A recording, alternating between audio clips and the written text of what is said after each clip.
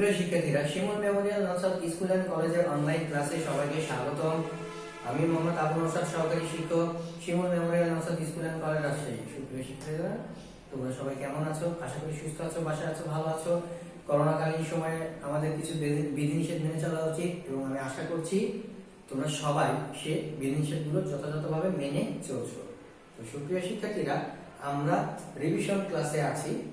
আজকে আমাদের revision class চলছে অধ্যায় দ্বিতীয় অংশ। তো সুপ্রিয় শিক্ষার্থীরা, আজকে আমাদের পাঠের বিষয়টা হচ্ছে নেটওয়ার্ক টপোলজি। তো সুপ্রিয় শিক্ষার্থীরা, নেটওয়ার্ক টপোলজি নিয়ে আজকে আমরা পড়ব। তাহলে আজকে এই পাঠ থেকে আমরা কি কি শিখব? ভৌগোলিক বিস্তৃতি অনুসারে নেটওয়ার্কের প্রকারভেদগুলো ব্যাখ্যা করতে পারবে, নেটওয়ার্ক টপোলজি ব্যাখ্যা করতে পারবে, নেটওয়ার্ক টপোলজির প্রকারভেদ বর্ণনা করতে পারবে। তাহলে সুপ্রিয় শিক্ষার্থীরা, আজকে আমাদের আলোচ্য বিষয়টি কি তাহলে তোমরা অবশ্যই বুঝে গেছো ইতিমধ্যেই। তো আজকে আমাদের আলোচ্য বিষয়টি হচ্ছে ভৌগোলিক বিস্তৃতি অনুসারে নেটওয়ার্কের প্রকারভেদ, নেটওয়ার্ক টপোলজির প্রকারভেদ। তো সুপ্রিয় শিক্ষার্থীরা, এসো আমরা আমাদের ক্লাসে সরাসরি চলে যাই। আমরা বিগত ক্লাসে নেটওয়ার্ক কি সেগুলো সম্পর্কে জেনেছি এবং নেটওয়ার্ক তৈরি করার জন্য অর্থাৎ এর সংশ্লিষ্ট যে যন্ত্রপাতিগুলো প্রয়োজন সেগুলো সম্পর্কে আমরা জেনেছি। আজকে আমরা জানবো নেটওয়ার্ক তৈরি করার পরে কি কি জিনিস তৈরি হয় বা নেটওয়ার্ক আসলে দেখতে কেমন হয় বা কিভাবে এটা তৈরি করা হয়। তো সুপ্রিয় শিক্ষার্থীরা, ভৌগোলিক বিস্তৃতি অনুসারে নেটওয়ার্ক কত প্রকার? 4 প্রকার। দেখো, প্রথমটাকে আমরা বলছি পার্সোনাল এরিয়া নেটওয়ার্ক অর্থাৎ PAN। এরপরে আছে দ্বিতীয়টা লোকাল এরিয়া নেটওয়ার্ক অর্থাৎ LAN। পরেরটা আছে মেট্রোপলিটন এরিয়া নেটওয়ার্ক অর্থাৎ MAN। এরপরে আছে ওয়াইড এরিয়া নেটওয়ার্ক অর্থাৎ WAN। তাহলে সুপ্রিয় শিক্ষার্থীরা, আমরা 4 প্রকার কি কি সেটা আমরা জেনে নিলাম। এসো তার বিস্তারিত কিছু জিনিস আমরা একটু জেনে নিই। পার্সোনাল এরিয়া নেটওয়ার্ক অর্থাৎ যে নেটওয়ার্কের এরিয়াটা ছোট হয়, অর্থাৎ যে নেটওয়ার্কটা বা যে যন্ত্রপাতিগুলো বা যে জিনিসগুলো আমরা শুধু নিজেই ব্যবহার করে থাকি সেগুলোকে আমরা বলছি পার্সোনাল এরিয়া নেটওয়ার্ক। তো সুপ্রিয় শিক্ষার্থীরা, সেগুলো কি কি হতে পারে? আমরা স্ক্রিনে ছবি দেখতে পাচ্ছি, monitor, CPU, keyboard, mouse, printer, laptop. এগুলো হচ্ছে আমার পার্সোনাল এরিয়া নেটওয়ার্ক তৈরি করার সংশ্লিষ্ট যন্ত্রপাতি।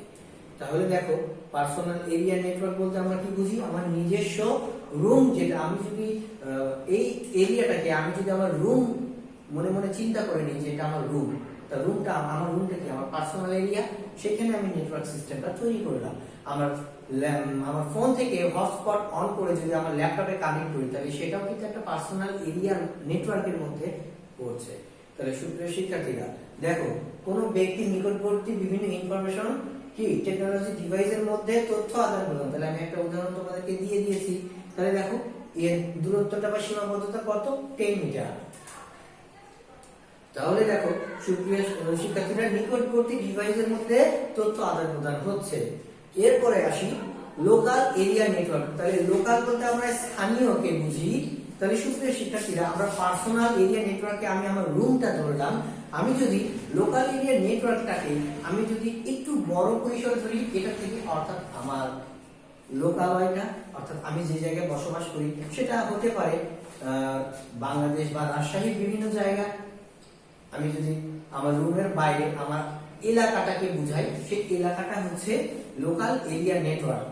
যেমন কেবল নেটওয়ার্ক যেগুলো আছে, ডিশের লাইন যদি আমরা ধরি বা মনে করি, তাহলে ডিশের লাইন সাপোজ আমরা যদি রাজশাহীর আঙ্গিকে বলি, তাহলে আমি সাহেব বাজারে থাকি, আমার নেটওয়ার্কটা সাহেব বাজারে। আমি সাহেব বাজার এরিয়াটা যদি ক্রস করি তাহলে আমি কি করব?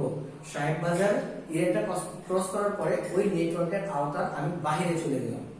তো এরকম ব্যাপারটা। তো দেখো, লোকাল এরিয়া নেটওয়ার্ক তৈরি করার জন্য যে সংশ্লিষ্ট যন্ত্রপাতিগুলো প্রয়োজন সেগুলো সুইচ, হাব, কোএক্সিয়াল কেবল, পাশাপাশি বিল্ডিং, এরকম কিছু হতে পারে।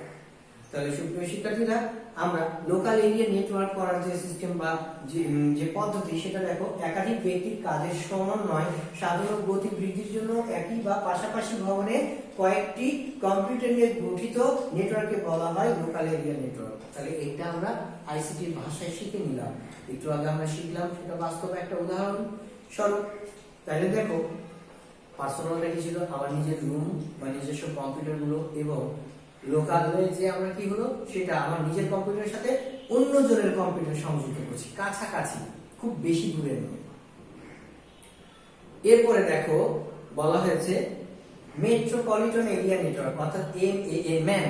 তাহলে দেখো শহরের বিভিন্ন প্রতিষ্ঠানের সংযোগ। দেখো তাহলে আমরা যদি আমার লোকালয়টাকে ধরলাম ল্যান, তাহলে লোকালয় থেকে একটু বড় পরিসরে যেটা হচ্ছে সেটা হচ্ছে ম্যান অর্থাৎ মেট্রোপলিটন। আমি যদি পুরো রাজশাহী বা পুরো ঢাকা বা পুরো নওগাঁ বা পুরো পাবনা এই শহরটাকে ধরি তাহলে সেটা হয়ে যাবে ম্যান। তাহলে কি দেখো একই শহরের মধ্যে অবস্থিত কয়েকটি লাইনের সমন্বয়ে গঠিত ইন্টারফেসকে বলা হয় মেট্রোপলিটন এরিয়া নেটওয়ার্ক। তাহলে এরিয়াটা একটু বড় হলো, তাহলে আমরা ধাপে ধাপে শিখছি। প্যান সেটা পরিসরটা ছোট, তার থেকে একটু বড় ল্যান, তার থেকে একটু বড় ম্যান। এরপরে আমরা লাস্টে চলে এসেছি। দেখো ওয়ান ওয়াইড এরিয়া নেটওয়ার্ক অর্থাৎ বিশ্বজুড়ে বিস্তৃত। তাহলে বিশ্বজুড়ে বিস্তৃত এই নেটওয়ার্ক পুরো দেশ অর্থাৎ সেটা বাংলাদেশ, ইন্ডিয়া, পাকিস্তান যেখানেই হোক না কেন পুরো দেশ জুড়ে যে নেটওয়ার্ক সিস্টেমটা রয়েছে সেটাকে আমরা বলছি ওয়ান। তাহলে সুপ্রিয় শিক্ষার্থীরা আমরা ভৌগোলিক বিস্তৃতি অনুসারে 4 প্রকার তার বিস্তারিত সহ আমরা জেনে নিলাম। এরপরে আসি আমরা দেখো নেটওয়ার্ক টপোলজি। তাহলে সুপ্রিয় শিক্ষার্থীরা আমরা নেটওয়ার্ক টপোলজিটা সম্পর্কে এখন আমরা জানবো। নেটওয়ার্কের কম্পিউটারগুলোকে তারের মাধ্যমে সংযুক্ত করার যে নকশা এবং পাশাপাশি সংযোগকারী তারের ভিতর দিয়ে ডেটা আদান প্রদানের জন্য যুক্তি নির্ভর পথের যে পরিকল্পনা, এই দুয়ের সমন্বিত ধারণাকে বলা হচ্ছে নেটওয়ার্ক টপোলজি। তাহলে নেটওয়ার্ক টপোলজি কি তার সংজ্ঞাটা কিন্তু আমরা পেয়ে গিয়েছি। এছাড়া আমরা যদি সহজ ভাষায় বলি আমরা সবাই মানুষ, তাই তো? তো আমরা মানুষ, এটা এক ধরনের নেটওয়ার্ক সাপোজ। তো সবার গঠন কি এক? সবাই কি দেখতে একরকম নয়, এক একজনের গঠন এক এক রকম। তো ঠিক টপোলজিটা এরকম যে গঠন অনুসারে তারা দেখতে বিভিন্ন রকম, কিন্তু প্রত্যেকেই নেটওয়ার্কের আওতায়, প্রত্যেকেই নেটওয়ার্কের অন্তর্ভুক্ত। তাহলে সুপ্রিয় শিক্ষার্থীরা এসো তাহলে আমরা জানি নেটওয়ার্ক টপোলজির প্রকারভেদ। নেটওয়ার্ক টপোলজিকে তাহলে সুপ্রিয় শিক্ষার্থীরা নেটওয়ার্ক টপোলজির প্রকারভেদ হচ্ছে 5 প্রকার।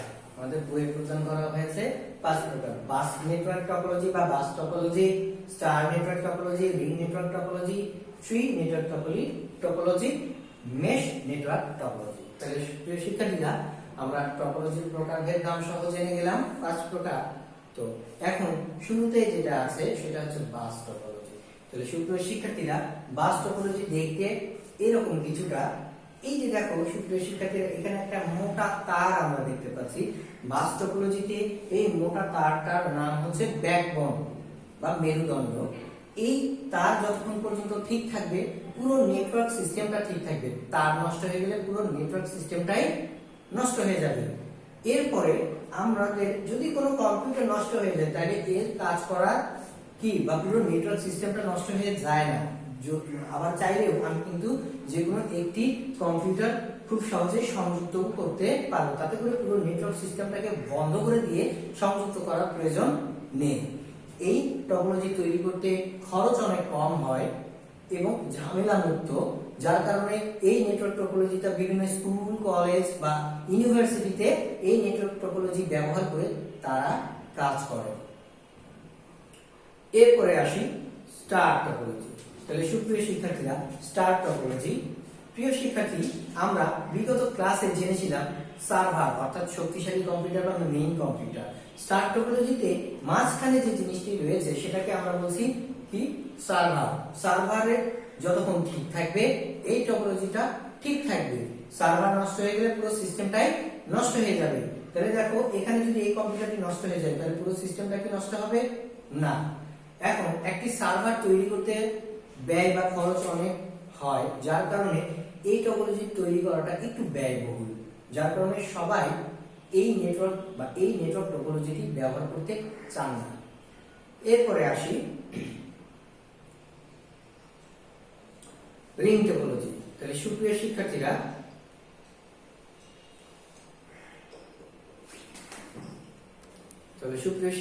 দেখো রিং টপোলজি দেখতে কিছুটা রিং এর মতো অর্থাৎ গোলাকার, এই জন্য এই টপোলজিকে বলা হয় রিং টপোলজি।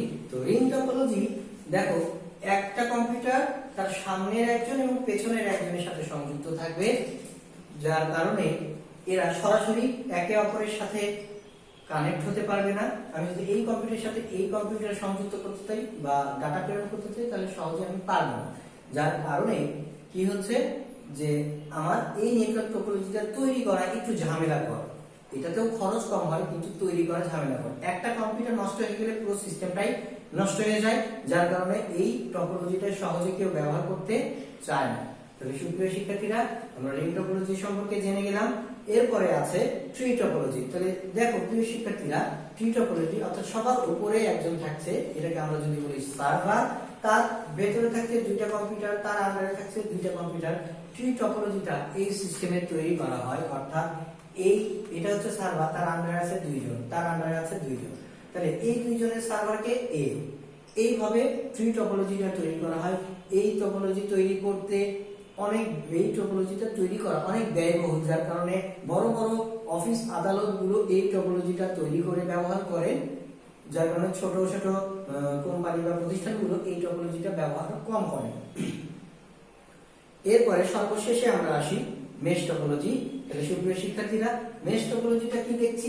সবাই সবার সাথে কানেক্টেড আছে, অর্থাৎ প্রয়োজন থাকলেও আছে, প্রয়োজন না থাকলেও আছে। অর্থাৎ দেখো, কিছু অনাকাঙ্ক্ষিত বা অতিরিক্ত সংযোগ দেওয়া হয় কোন টপোলজিতে? আমাদের যদি কোশ্চেন আছে অতিরিক্ত সংযোগ প্রদান করা হয় কোন টপোলজিতে? মেশ টপোলজিতে। তাহলে মেশ টপোলজিতে আমরা কি করতে পারবো? অতিরিক্ত সংযোগ প্রদান করতে পারবো। তাহলে সুপ্রিয় শিক্ষার্থীরা, আমরা আমাদের টপোলজি সম্পর্কে ধারণাগুলো, কনসেপ্টগুলো ক্লিয়ার করে ফেললাম। তো এসো, আজকে আমরা যেহেতু আমাদের ক্লাসের প্রায় শেষ প্রান্তে চলে এসেছি, আজকে দেখো যে পার্টগুলো শিখলাম তার ভিত্তিতে আমরা কিছু প্রশ্নের উত্তর জেনে নেব। তাহলে দেখো, নেটওয়ার্ক কি? দুই বা ততোধিক কম্পিউটারের মধ্যে আন্তঃসংযোগ, সেটাকে আমরা বলছি নেটওয়ার্ক। নেটওয়ার্ক টপোলজি কি? নেটওয়ার্ক তৈরি করার পরে তাদের যে কাঠামো বা গঠন, সেগুলোকে আমরা বলছি নেটওয়ার্ক টপোলজি। নেটওয়ার্ক টপোলজির প্রকারভেদ, অর্থাৎ কত প্রকার? 5 প্রকার। কি কি? বাস, রিং, স্টার, ট্রি, মেশ। এরপরে কোন ধরনের টপোলজি তৈরি করা সহজ? বাস টপোলজি তৈরি করা সবথেকে সহজ। তাহলে সুপ্রিয় শিক্ষার্থীরা, আমরা আগামী দিনের পড়াটি নিয়ে আগামী দিন তোমাদের ক্লাস হবে অধ্যায় দ্বিতীয়, বাকি অংশ অবশ্যই তোমরা তোমাদের ডায়েরিতে এটি লিপিবদ্ধ করে নেবে। আগামী ক্লাস দেখার আমন্ত্রণ রইল। সে পর্যন্ত সবাই সুস্থ থাকবে, ভালো থাকবে। সবাইকে আল্লাহ হাফেজ।